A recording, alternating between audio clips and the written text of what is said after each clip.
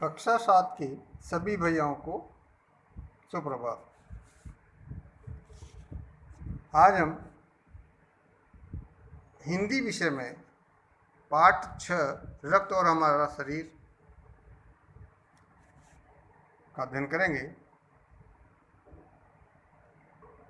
इसका कुछ अंश जो है हमने पूर्व में अध्ययन कर लिया है, जो आपको पार्ट 1 के रूप में भेजा गया है। शेष भाग का अध्ययन आज हम करेंगे। रक्त और हमारा शरीर, ये पाठ यतीश अग्रवाल द्वारा रचित लिखा गया है और बताया था आपको कि रक्त हमारे शरीर के लिए कितना आवश्यक है, कितना उपयोगी है और रक्त में कौन कौन से कण विद्यमान होते हैं और रक्त की कमी से हो जाए शरीर में तो कितनी बीमारियां, कौन कौन सी बीमारियां रक्त की कमी के कारण होती हैं और उनको किस प्रकार रोका जा सकता है, जिनके उपाय आदि के बारे में हम इस पाठ में अध्ययन कर रहे हैं। आइए हम पढ़ते हैं पाठ 6 का शेष भाग। यदि कोई व्यक्ति उचित आहार ग्रहण नहीं करता तो इन कारखानों को आवश्यकता अनुसार कच्चा माल नहीं मिल पाता।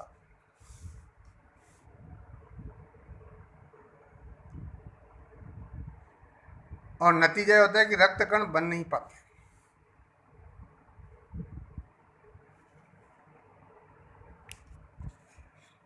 यानी कौन से कारखाने? शरीर में हर समय जो है नए नए कण बनते रहते हैं, जो नष्ट कणों का स्थान ले लेते हैं। हड्डियों के बीच के भाग में जो मज्जा होता है, मज्जा में ऐसे बहुत से कारखाने होते हैं। हड्डियों के बीच के भाग के मज्जे में ऐसे बहुत से कारखाने होते हैं जो रक्त कणों के निर्माण कार्य में लगे रहते हैं। इनके लिए इन कारखानों को प्रोटीन, लौह तत्व और विटामिन रूपी कच्चे माल की जरूरत होती है। ये पौष्टिक आहार लेते हो इस प्रकार हमने हरी सब्जी, फल, दूध, अंडा, गोश्त में तत्व उपयुक्त मात्रा में होते हैं। पर यदि कोई व्यक्ति उचित आहार ग्रहण नहीं करता तो इन कारखानों को आवश्यकता अनुसार कच्चा माल नहीं मिल पाता है।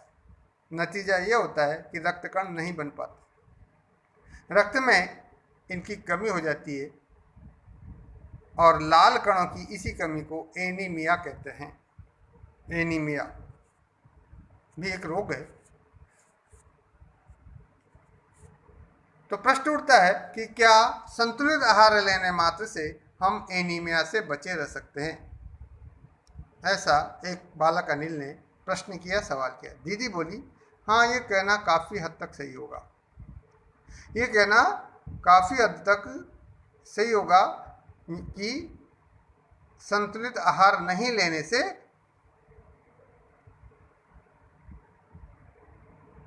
क्या संतुलित आहार लेने मात्र से, तो ये कहना काफ़ी हद तक सही होगा। दीदी ने कहा कि यदि हम संतुलित आहार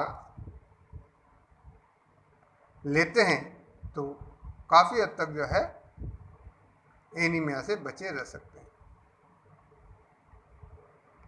यूँ तो एनीमिया बहुत से कारणों से हो सकता है, किंतु हमारे देश में इसका सबसे बड़ा कारण पौष्टिक आहार की कमी है। एनीमिया होने के बहुत से कारण हैं, किंतु हमारे देश में अधिकतर एनीमिया होने का कारण है कि लोग जो है पौष्टिक आहार नहीं लेते हैं। इसके अलावा इस रोग का एक और बड़ा कारण है पेट में कीड़ों का हो जाना।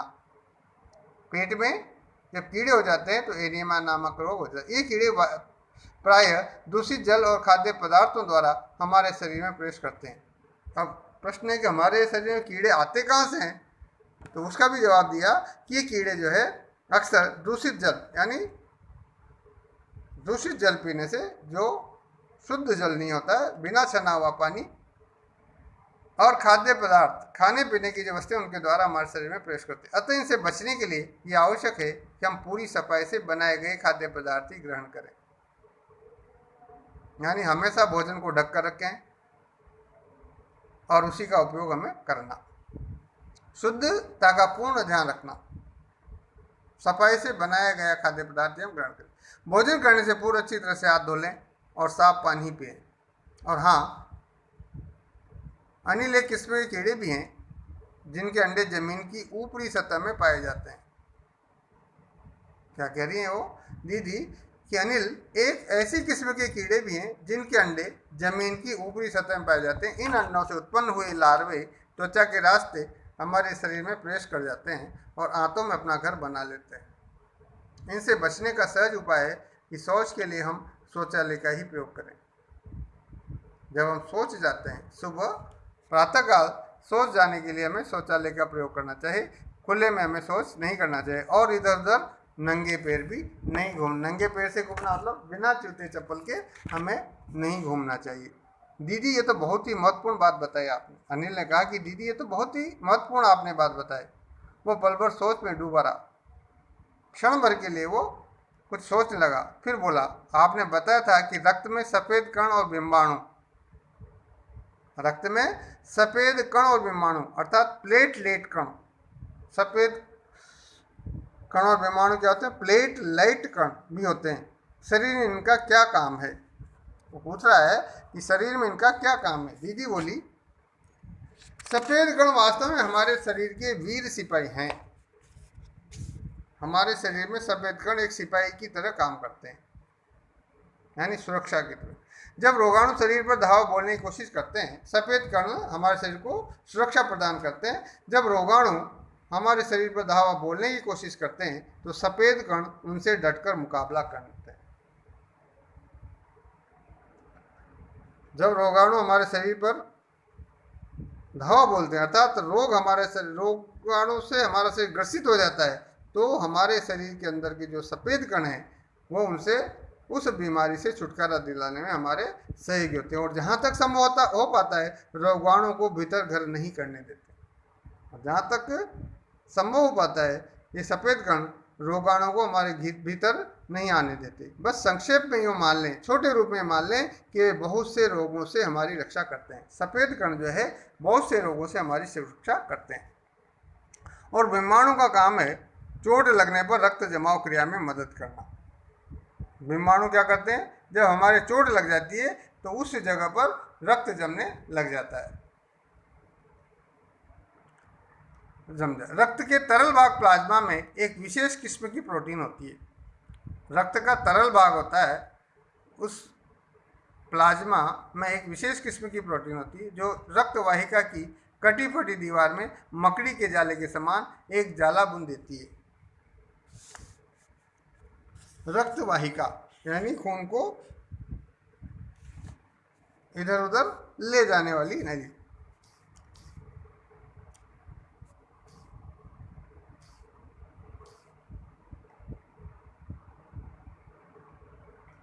तो क्या होता है, रक्तवाहिका की कटी फटी दीवार में मकड़ी के जाले के समान एक जाला बुन देती। विमाणु जाले से चिपक जाते हैं और इस तरह दीवार में एक दरार भर जाती है जिससे रक्त बाहर निकलना बंद हो जाता है। अनिल बोला, दीदी लेकिन घाव गहरा हो तब तो खून बहता ही चला जाता है। अनिल ने कहा कि जब घाव गहरा होता है तब तो खून बराबर से बहता जाता है। तो दीदी कहती हाँ, ऐसे समय में उस व्यक्ति को जल्दी से डॉक्टर के पास ले जाना चाहिए। जब यदि शरीर से रक्त अधिक निकल रहा हो, अधिक बह रहा हो, तो ऐसे समय में उस व्यक्ति को तुरंत जल्दी से डॉक्टर के पास ले जाने का चाहिए। जरूरत समझने पर ऐसी स्थिति से निपटने के लिए कुछ टाँके भी लगाने पड़ सकते हैं। तो वो टाँके कौन लगाएगा? डॉक्टर। किंतु डॉक्टर के पास पहुँचने तक हमें फर्स्ट एड लेना चाहिए, अर्थात उस वहाँ तक जाने से पहले हमें उस व्यक्ति के ब्लड को, खून को रोकने का प्रयास करना चाहिए। यदि हम वहाँ तक जाएंगे, उसका ब्लड खून बहता रहेगा, रुकेगा नहीं, तो उसके जीवन को हानि हो सकती है।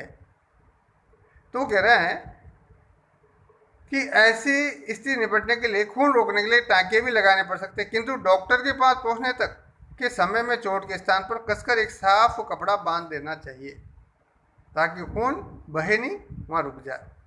दबाव पड़ने से रक्त का बहना कम हो जाता है। जब वहाँ पर हम जहाँ खून बह रहा है उसके ऊपर हमने अगर पट्टी बांध दी, कपड़े से दबाकर उसको बांध दिया, तो खून ऊपर ही रुक जाएगा, घाव के ऊपर वो बह नहीं पाएगा, जिससे उसको उसके जीवन को सुरक्षा मिलेगी और उसे रक्त जो है बहना कम हो जाएगा, जो उस व्यक्ति के लिए काफ़ी लाभप्रद सिद्ध होगा, उसको लाभदायक होगा। किंतु अगर बहुत अधिक रक्त बह जाए तो उसे रक्त चढ़ाने की जरूरत भी पड़ सकती है, क्योंकि उसके जीवन के लिए जब अधिक रक्त बह जाए और तो उसको बचाने के लिए उसको पुनः रक्त चढ़ाने की आवश्यकता पड़ सकती है। दीदी ने समझाते हुए भैया अनिल को बोला। अनिल ने कहा कि ऐसे समय में किसी भी व्यक्ति का खून काम आ सकता है। जब अगर उसका खून अधिक बह गया हो और उसको खून चढ़ाने की खुद की जरूरत पड़ रही है, तो क्या ऐसे समय में किसी भी व्यक्ति का खून चढ़ाया जा सकता है, काम लिया जा सकता है? दीदी बोली, अनिल, हर किसी का रक्त एक सा नहीं होता, यानी हर व्यक्ति का रक्त एक सा नहीं होता, सबके का रक्त अलग अलग होता है।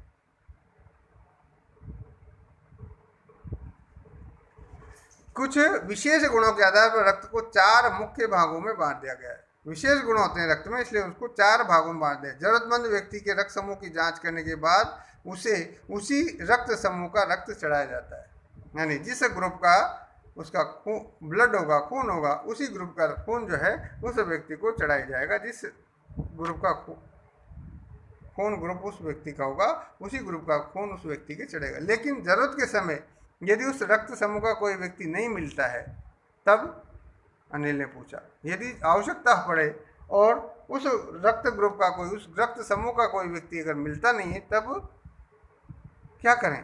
तब तो अनिल ने पूछा तो दीदी कहती, ऐसी आपात स्थिति के लिए, ऐसी जो कठिनाई वाली स्थिति है, इसके लिए ही ब्लड बैंक बनाए गए हैं। अपने नगर में भी कई सारे ब्लड बैंक हैं और हर जगह से ब्लड बैंक जो है बने हुए हैं। प्राय हर बड़े अस्पताल में इस तरह के बैंक होते हैं। जो भी बड़ा अस्पताल है उसमें ब्लड बैंक होते हैं, जहां सभी प्रकार के रक्त समूहों का रक्त तैयार रखा जाता है, यानी उसमें रक्त, सभी प्रकार के रक्त समूह, रक्त के ग्रुप जो हैं उनका भंडारण किया जाता है, उनको रखा जाता है, जिससे आवश्यकता होने पर जो है किसी मरीज की जान बचाई जा सके। हर बड़े अस्पताल इस तरह के बैंक होते हैं जहां सभी प्रकार के रक्त समूहों का रक्त तैयार रखा जाता है, किंतु इन ब्लड बैंकों में रक्त का भंडार सुरक्षित रहे, इसके लिए यह आवश्यक है कि हम समय समय पर रक्तदान करते रहें। यानी वह रक्त आएगा कहाँ से?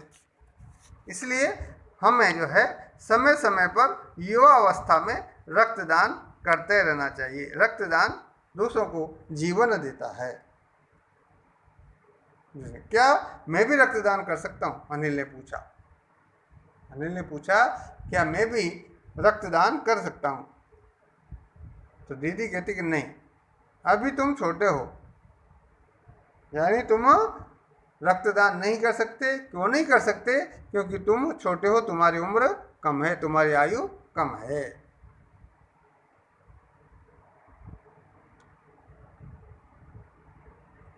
तो उसको दीदी ने बताया कि 18 वर्ष से अधिक उम्र के स्वस्थ व्यक्ति ही रक्तदान कर सकते हैं, यानी बीमार व्यक्ति भी रक्त नहीं दे सकता। बीमार व्यक्ति का रक्त जो है, खून किसी भी व्यक्ति के काम नहीं आता है। इसलिए दीदी ने बताया कि 18 वर्ष से अधिक उम्र के स्वस्थ व्यक्ति, जिसको किसी प्रकार की भी कोई बीमारी नहीं है, वो रक्तदान कर सकता है। एक समय में उनसे लगभग 300 मिलीलीटर रक्त ही लिया जाता है। ऐसा नहीं कि उसके ब्लड, किसी भी सामान्य व्यक्ति से एक समय में एक से अधिक बोतल यानी 300 मिलीलीटर से अधिक रक्त निकाल लें, ऐसा नहीं। केवल एक समय में लगभग केवल 300 मिलीलीटर रक्त ही लिया जाता है। प्राय ये समझा जाता है कि रक्तदान करने से कमजोरी हो जाएगी। लोग क्या सोचते हैं कि हमारे शरीर से यदि हमने रक्त दिया, रक्तदान किया, तो हमें कमजोरी होने लगेगी, किंतु ये विचार बिल्कुल निराधार है, यानी इसका कोई आधार नहीं है। रक्तदान करने से व्यक्ति को बीमारी नहीं आती है, पर लोग डरते हैं कि हमारे शरीर से खून निकल रहा है, इसलिए हमें कमजोरी आएगी।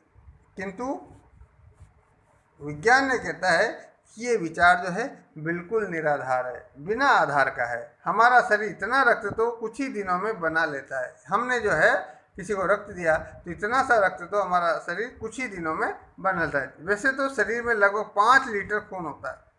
हमारे शरीर में कितना खून होता है? 5 लीटर। इसमें से यदि कुछ रक्त किसी जरूरतमंद व्यक्ति के लिए जीवन दान बन जाए तो इससे बड़ी बात क्या होगी? इनमें से यदि कुछ रक्त जो किसी जरूरतमंद व्यक्ति के लिए जीवन दान बन जाए तो इससे बड़ी क्या बात होगी। यानी हमें भी किसी के जीवन बचाने में अपना सहयोग करना चाहिए। इस प्रकार की बात जो है दीदी ने कहा कि हम जो है रक्त देने में हमें पीछे नहीं रहना चाहिए। रक्त देने से किसी प्रकार की कमजोरी नहीं आती है। ये जो है कमजोरी कहने वाली जो बात है बिल्कुल निराधार है, बिना आधार की। इसलिए हमें समय समय पर रक्त देना चाहिए, जिससे किसी दूसरे व्यक्ति का, बीमार व्यक्ति का, जिसको रक्त की आवश्यकता है, उसको जीवन दान मिल जाए। अनिल कहता है फिर तो बड़ा होने पर मैं नियमित रूप से रक्तदान किया करूँगा। यानी बड़ा होने पर समय के आधार पर नियमित रूप से जितने समय के बाद हम रक्त दे सकते हैं उतने समय बाद नियमित रूप से मैं रक्तदान किया करूँगा, अनिल ने कहा। क्या कहा अनिल ने? जब सारी बात पाठ के अध्ययन से उसे पता चली तो वो कहता है कि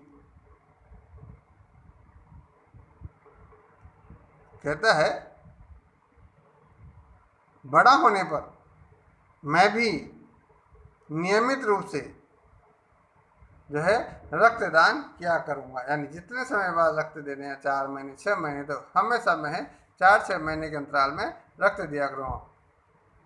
दीदी कहती शाबाश अनिल, उसको शाबाशी देती, उसकी पीठ को थपथपाती, कहती कि शाबाश अनिल। डॉक्टर दीदी ने अनिल की पीठ को ठोकते हुए कहा। इस प्रकार ये जो पाठ है रक्त और हमारा शरीर, यतीश अग्रवाल द्वारा रचित संपूर्ण हो गया है। आशा है आप सभी भैयाओं को, सभी छात्रों को ये समझ में आया होगा। इसको आप पूरे पाठ को अध्ययन करके इसको गहनता से समझने का प्रयास करेंगे और पाठ के जो है शब्दार्थ जो बीच में आए और हमने जो पढ़े उनका भी कॉपी में लिखने का प्रयास करेंगे। धन्यवाद।